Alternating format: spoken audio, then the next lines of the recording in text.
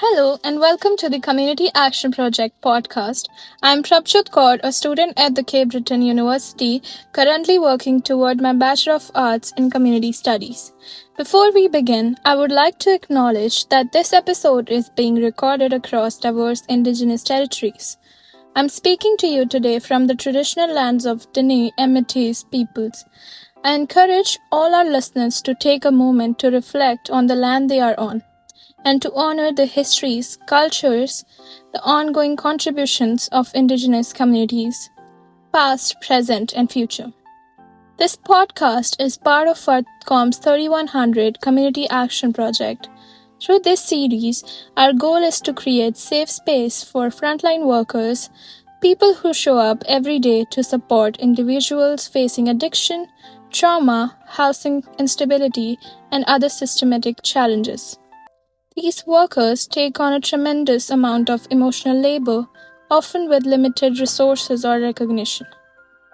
I've always been intrigued by the work frontline workers do, especially in how they support vulnerable populations through such complex and emotionally challenging situations. These conversations offer a chance to really understand the heart of the work and to appreciate the strength, care, and resilience that goes into it. In today's episode, I'm joined by a police officer who works closely with vulnerable populations. To protect their privacy, they have chosen to remain anonymous, and I want to thank them sincerely for being here and sharing their story.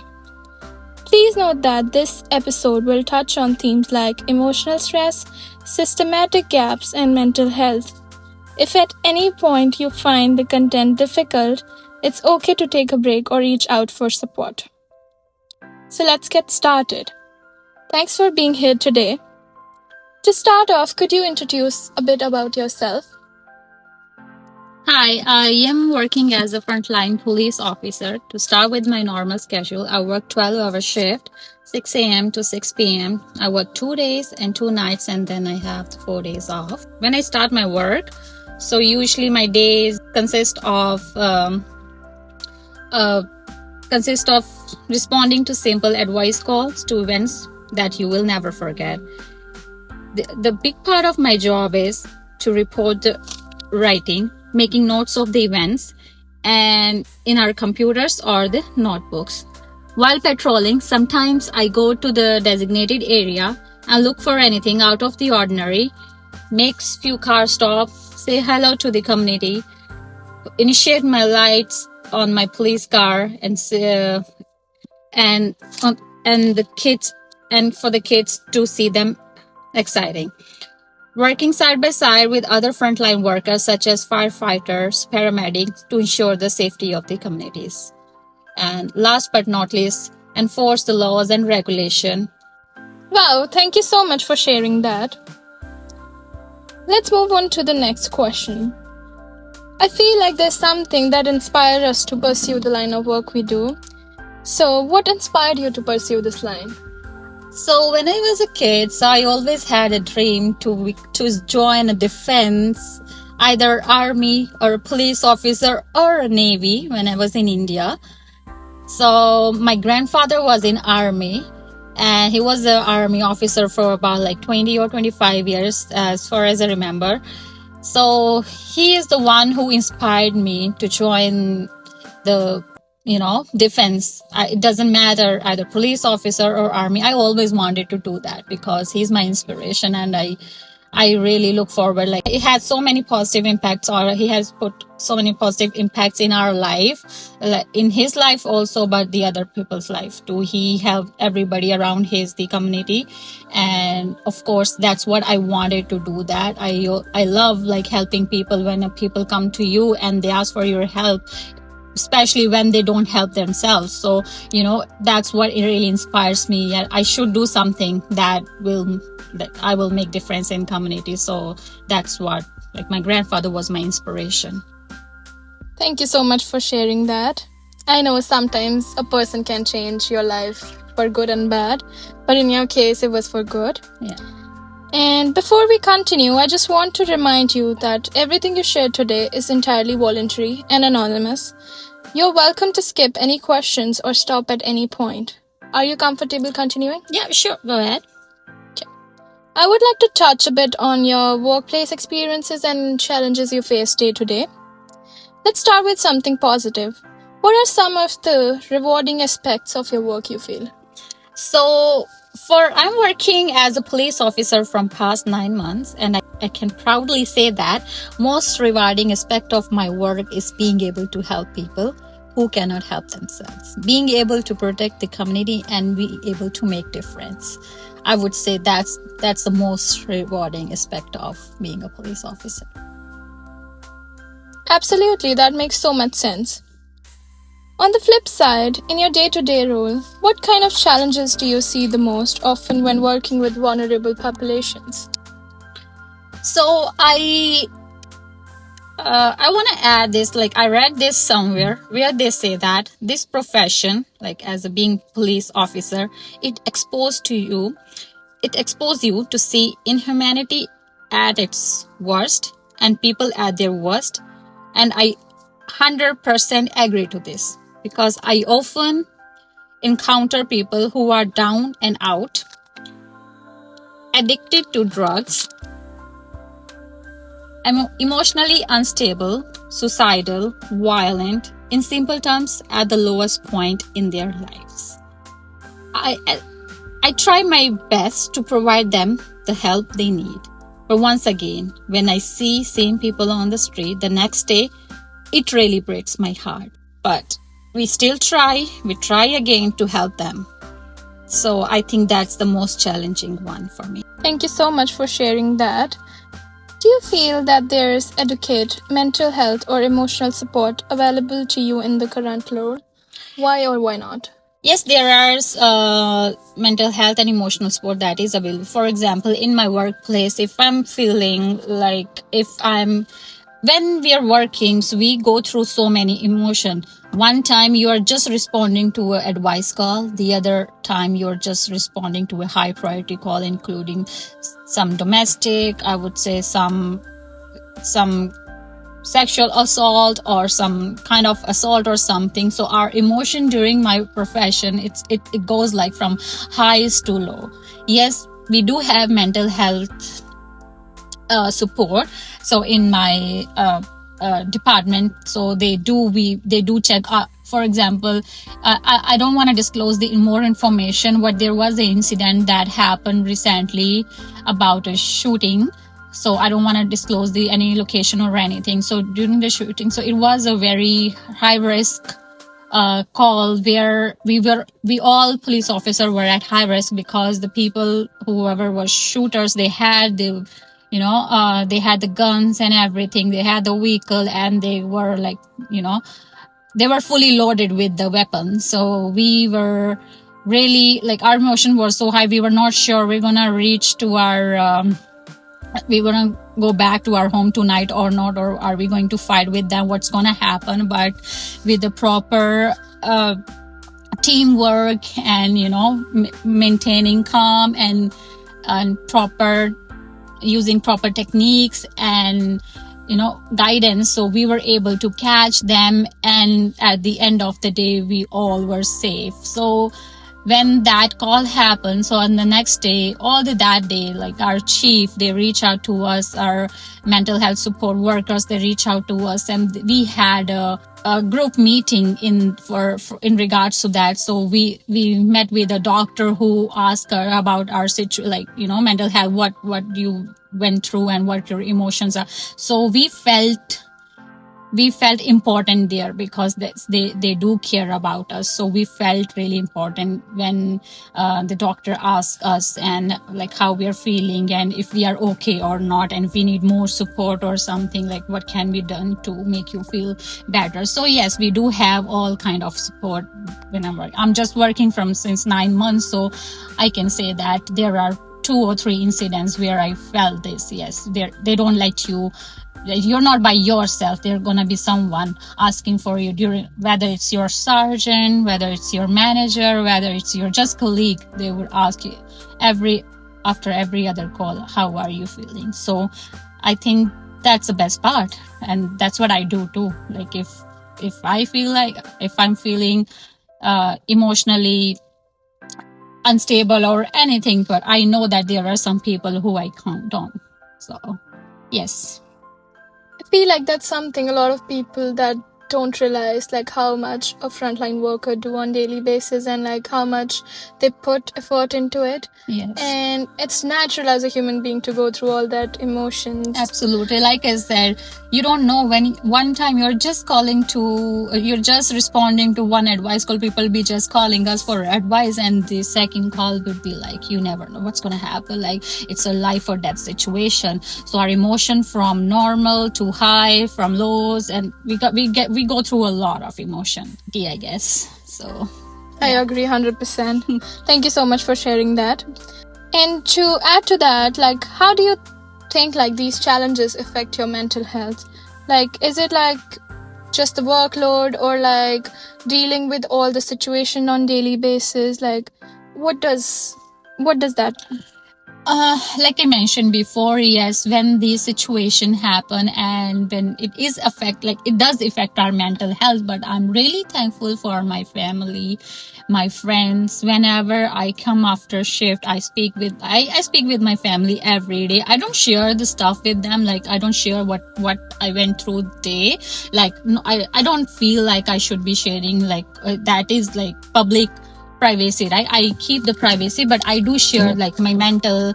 Okay, today I'm not feeling well. I went there was a call where I was feeling emotionally sad, or so I do share that stuff with my family and my friends. They are also there to support me. But yes, it does affect these when we go through when we speak with other people, when we go to other calls, and when we're responding to the situation that you don't even think about. Every day is a new day. You never know what's going to happen today. You just go to your shift every morning and you just hope for that today should be a good day. I hope everybody is safe. So that's what our thoughts. So yes, it does affect your mental health, but along with that, I guess if you're surrounded with the nice people, your family, your friends, I think you're protected, and even your colleagues too. They are helpful. Your managers, your seniors, they are very helpful. So you don't feel alone you don't feel lonely in that case. I feel like it's really important to being able to talk to other people, to share a side Absolutely. You go through like so many emotions in like such short span of time. Yes. Which is really hard as a human being to deal. Yes. I understand. Yeah. But it is really good that you are being able to talk about. Absolutely. And we don't have any ban or any restriction that we can't share stuff with other people. Like even our managers would tell us that, okay, if you're feeling like today it was a bad day, if you want to go home, you want to talk to your family, you want to talk about it with other person that you love, or they love you and they understand you, and who keep the privacy, you can share, but just share, don't keep it here to yourself. So, and I am a believer in that too. When I share stuff, I think I am letting it go, and if I don't, so it spins in my head, and it would make me more like my mental health would go, it will be worst, I would say. So, but I do share my stuff, like whatever I go through, I do like to share this. So thank you so much for that. Are there any formal supports available to you, like an employee assistance program, peer support, or like mental health training, or like paid time off, like if they're accessible or helpful? Absolutely. We have every support that we can get. So for example, if you're feeling, for example, there is paid time off, we do have mental health training too, and mental health day too, that you can take off. And for example, if we are on high stress calls, and if you feel like, okay, you can't work tomorrow because it's affecting your mental health and you want to take rest, so yes, they do support that. We get paid for that, and I think that's a good thing, because if you're not mentally stable, you can't be on roads, you can't help people if you're not healthy. So yes, we do have all kinds of programs and peer support in our organization. That's good to know. I would be touching a bit on the community related questions now. If applicable, how does working in a rural or like under resourced area impact your ability to assess professional support or like workplace resources? So, like I said, so where I live, I think we everything is easily accessible, and I have touch wood. I never had any situation like that where I feel like okay, I'm not able to get the professional support or any resources. So here, where I work, my organization or even my community too, we do have resources and everything, so I never had that situation yet. Like I said, I only worked for 9 months, so I'm still new to this. I'm still trying to learn the job, and so I don't think so I ever felt that I don't have the resources yet. So do you feel like there should be an area where they need to work on more so that your needs or like resources are met? um not that I think of. I guess I am pretty much, I'm okay. I'm still like, I'm doing it. I just started job, so I have no idea what help I'm gonna need in the long run, because it's just I'm working 4 days and then I'm off for 4 days. So I have that opportunity, if even if I'm not feeling well, I have 4 days off, so I can work on myself, on my mental health and everything, and I can, like, I have the time for myself. So I think that's the best part of this job. That takes us to our next question. In smaller or close-knit communities, privacy and stigma can sometimes make things harder. Have you experienced that, or like does it affect your work? So to answer this question, where I work, yes, it's not very small community, but it is like here people, I think people know each other.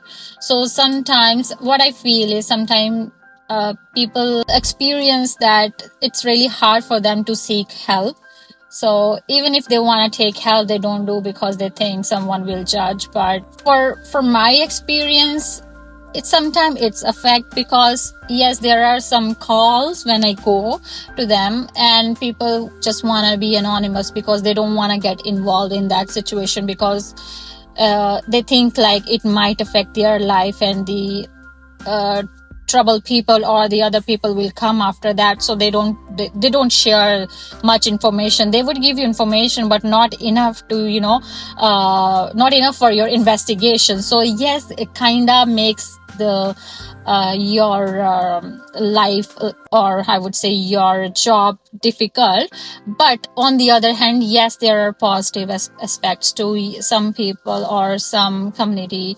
In some community, they do come out and give us information, and they, because they also want to make change in the, like, good change in the community, so they do come to us and share the proper information. So I think it has, I would say it's like 50-50. It depends who we are dealing with. So thank you so much for explaining that. Are there any programs, practices, or organization locally or nationally that you think are doing a great job supporting workers in your position? Yes, one of the organization I would like to mention is our Nova Scotia Government and General Employee Union. So they do deliver the public services that we can count on. That it's not for police officers, it's for everybody. I think all the frontline workers, and for colleges, universities, and everybody. It's a team of about 36,000 members on professional staff that they have. So this organization look out for us. For example, we would get the higher minimum wage, paid holidays, workplace safety laws, and investment in public services like healthcare. And there are lots of stuff that our NSGU is providing, and they always support us, not only the police officers, but I think every frontline officers, whether it's a healthcare worker or firefighters. So yeah, we do have this organization. Thank you so much for telling more about that. And I would like to jump on some stigma and self-care questions. Do you feel comfortable talking about mental health or work related stress with your coworkers or supervisor, or is it like a stigma that you keep things to yourself? It depends who I am talking. It's not like I can share everything too with everyone. It's just like in family too. When you're in your family, you would tell your brothers that you can't share with your parents, and you would share something with your parents that you can't tell your brothers, right? So it depends who are your people, who are your friends, who you're working with. So yes, I think it's only situational. Thank you so much for your valuable insights on the question. That takes us to our next question. What do you personally do to cope or care for your own mental health and well-being? So I do yoga. I go out with my friends. I sometimes take myself on dates. I take care of myself, self-love. I think it's very important, and it helps in for the mental health and well-being too. So I think sometimes I would just go for jogging.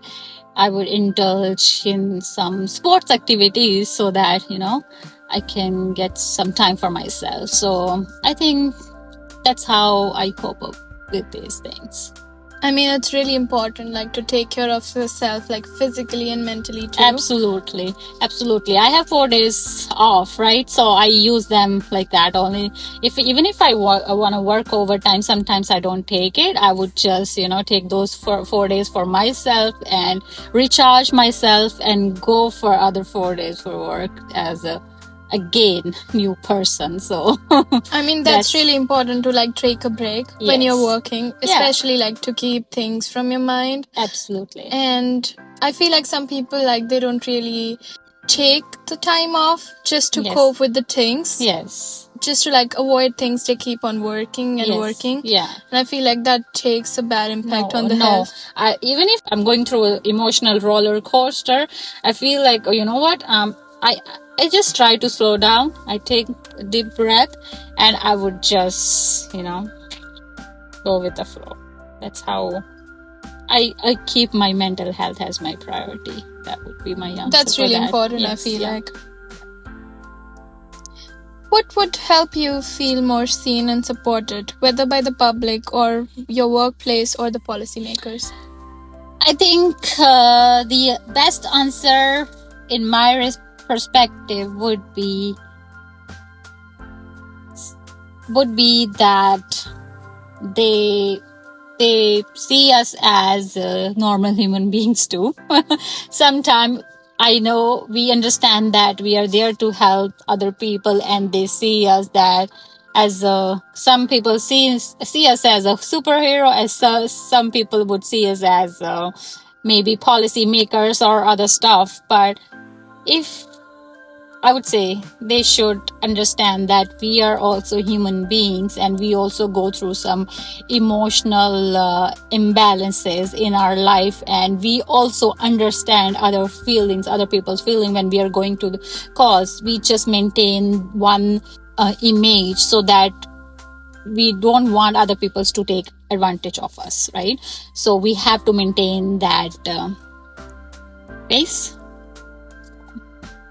I mean, given your work, I feel like it would be important, and it's totally understandable to put the image of your work. Absolutely. And I agree with you 100%.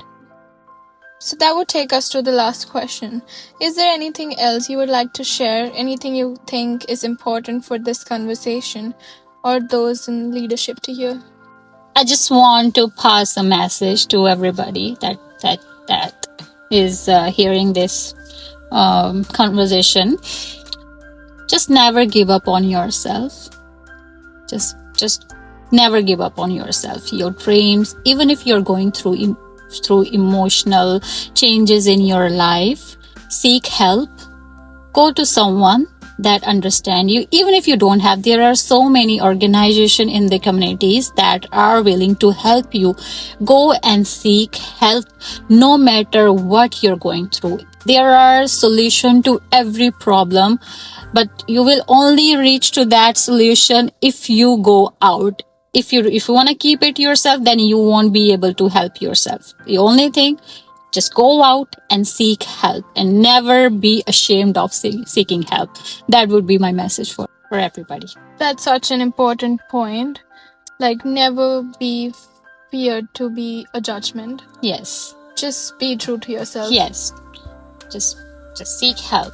Don't worry about any judgment or anything. Thank you so much for sharing your time, your voice, and the work you do.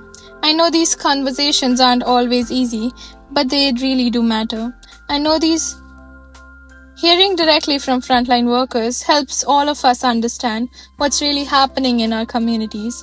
And to everyone listening, if this episode made you feel or think something, I hope you'll take a moment to reflect, maybe share it with someone else, or even just check in how you can support the people doing these kind of work. This has been the Community Action Project podcast, created as a part of Comps 3100 at Cape Breton University. I'm Prabhjot Kaur. Thank you so much for being here, and please take care of yourself and those around you. I would like to end the podcast with a beautiful quote by Oscar Wilde. The smallest act of kindness is worth more than the grandest intention. Thank you so much for listening.